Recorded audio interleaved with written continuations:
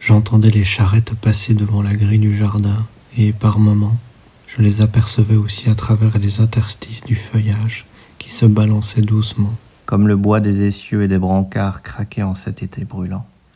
Des ouvriers agricoles revenaient des champs et riaient, que c'en était une honte. J'étais assis sur notre petite balançoire, en train de me reposer au milieu des arbres dans le jardin de mes parents. Devant la grille, le bruit n'arrêtait pas. Des enfants au pas de course venaient tout juste de passer. Des chars de blé, avec des hommes et des femmes sur les gerbes, plongeaient dans l'ombre les massifs de fleurs alentour, vers le soir. Je voyais un monsieur qui se promenait lentement, avec une canne, et quelques jeunes filles qui venaient dans l'autre sens, bras dessus, bras dessous, le saluaient et passaient sur le côté dans l'herbe. Puis des oiseaux s'envolaient comme fusant soudain. Je les suivais des yeux, je les voyais monter d'un seul trait, jusqu'à ce que j'eusse l'impression qu'ils avaient cessé de monter et que c'était moi qui tombais. Et, m'agrippant aux cordes, pris de faiblesse, je commençais à me balancer doucement. Bientôt je me balançais plus fort, quand le souffle de l'air fraîchissait déjà et qu'au lieu des oiseaux en vol, des étoiles scintillantes apparaissaient. C'était à la lueur d'une bougie qu'on me donnait à dîner. Souvent j'avais les coudes posés sur le plateau de bois, et déjà fatigué, je mordais dans ma tartine beurrée.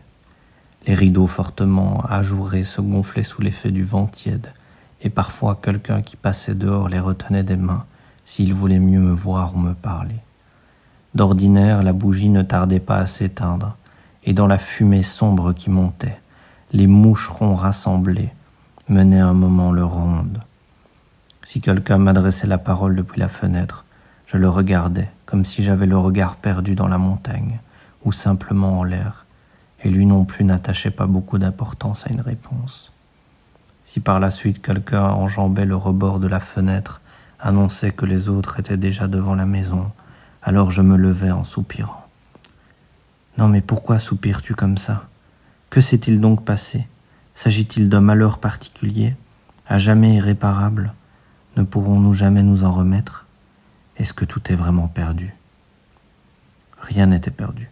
Nous courions jusque devant la maison. « Dieu merci, vous voilà enfin, toujours le même à être en retard. »« Comment ça, moi? Mais oui, toi. Tu n'as qu'à rester à la maison si tu ne veux pas venir. Pas de merci. »« Comment pas de merci? Que veux-tu dire par là ?» Nous faussions tête la première dans le soir. Il n'y avait plus d'heure du jour et de la nuit. Tantôt les boutons de nos gilets frottaient les uns contre les autres comme des dents. Tantôt nous courions en gardant nos distances, la bouche en feu comme des animaux sous les tropiques, tels des cuirassés dans la guerre d'autrefois. En frappant le sol de nos pieds et bondissant en l'air, nous dévalions la courte ruelle en nous poussant les uns et les autres, et avec cet élan, nous remontions la grande route.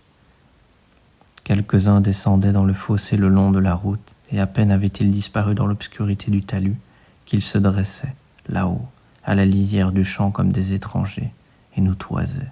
« Descendez donc, montez d'abord, pour que vous nous flanquiez en bas, pas question. Nous ne sommes pas si bêtes. Si lâches, vous voulez dire, venez un peu. Quoi donc, vous prétendez nous flanquer en bas? Pour qui vous prenez-vous » Nous montions à l'assaut, étions reçus à grands coups dans la poitrine, et nous nous couchions dans l'herbe du fossé, culbutés et consentants. La même tiédeur partout. On ne sentait dans l'herbe ni la chaleur, ni la fraîcheur, seulement la fatigue. Une fois tourné sur le côté droit, la main sous l'oreille, on se serait volontiers endormi.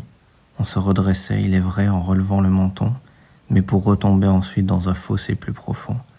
Puis on voulait encore, le bras tendu en oblique, les jambes à demi ployées, marcher contre le vent, et l'on retombait dans un fossé encore plus profond, et l'on aurait voulu ne jamais s'arrêter. Comment se coucher dans l'ultime fossé, les genoux bien étendus, afin d'y dormir pour de bon?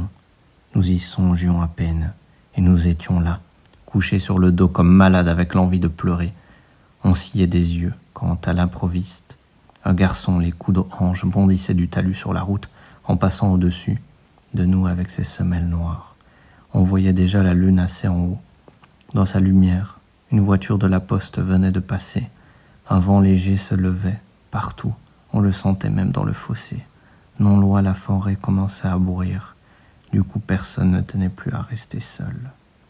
Nous nous serrions de plus en plus les uns contre les autres. Certains se prenaient par la main. On ne pouvait assez rejeter la tête en arrière tant la pensée était forte. Quelqu'un poussait un cri de sioux et nous sentions dans les jambes une envie de galoper comme jamais dans nos sauts. Le vent nous soulevait aux hanches. Nous étions emportés dans un élan tel que, même en nous doublant les uns les autres, nous pouvions croiser les bras et regarder tranquillement autour de nous. Il n'y avait aucune raison pour que l'un de nous ne sautât pas sur le parapet du pont. Au loin, un train surgissait derrière les buissons. Les compartiments étaient tous éclairés et les vitres certainement baissées. L'un de nous se mettait à chanter une rengaine. Nous chantions bien plus vite que le train ne passait et nous balancions nos bras parce que la voix ne nous suffisait pas. Nos voix se bousculaient et nous nous sentions bien. Lorsque l'on mêle sa voix à d'autres, on est pris comme à un hameçon. Ainsi chantions-nous, le dos tourné vers la forêt, pour toucher les oreilles des lointains voyageurs. Les grandes personnes veillaient encore au village. Nos mères préparaient les lits pour la nuit. Il était temps déjà. J'embrassais celui qui était près de moi, tendais vaguement la main aux trois suivants, et je me mettais à courir pour rentrer. Personne ne m'appelait. Je désirais rejoindre la ville, au sud, dont on dit dans notre village. Il y a là-bas des gens, imaginez, qui ne dorment pas. Et pourquoi ça? Parce qu'ils ne sont jamais fatigués. Et pourquoi ça? Parce que ce sont des fous. Et les fous, ils ne sont jamais fatigués? Comment des fous pourraient-ils être fatigués?